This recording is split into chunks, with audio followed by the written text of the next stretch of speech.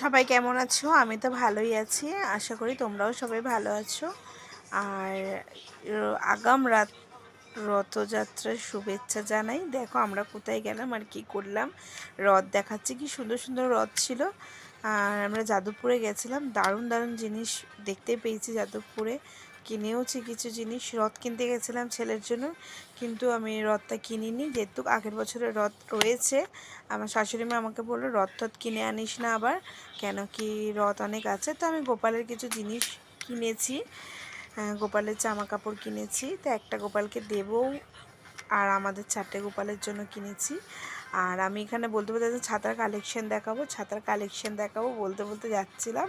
তারপর দেখি নর্মাল কোনো একটা বোতল ছিল, যেটা 30 টাকা করে। আমিও কিনি মাঝে মাঝে এরকম বোতল, এরকম কোনো ব্যাপার নেই যে আমি কিনি না, আমিও কিনি। কিন্তু আমি আবার আমার বান্ধবীকে বলছিলাম যে এইসব বোতল কোনো মতেই কিনবো না, আমরা মিল্টনের বোতল কিনবো। বোতল তো বোতলই হয়, বোতল আমারও খুব ভালো লাগে, আমার বোতলের কালেকশন সত্যিই খুব ভালো লাগে।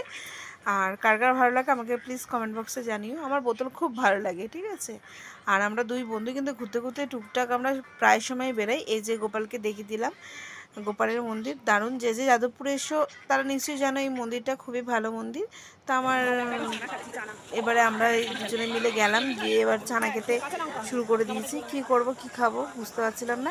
আর এখানে 15 টাকা 20 টাকা অনেকটা করে চানা দেয়, যাতে পেট ভরে যাবার মতন। আর এটা বলতে পারবে কোন স্টেশনে আমরা আছি? আমি আগেই বলে দিয়েছিলাম নামটা, তোমাদের যদি কারোর মনে থাকে বুঝে থাকো তাহলে জানিও। ওকে, টাটা বাই বাই, আবার দেখা হচ্ছে নেক্সট ব্লগে। দাঁড়াও এখানেই শেষ না, ফটোগুলো একটু দেখে যাও আমরা কি কি খেয়েছি আর কারা কারা এসেছিল আমাদেরকে নিতে। দেখেছো ফটোগুলো কি দারুণ লাগছে?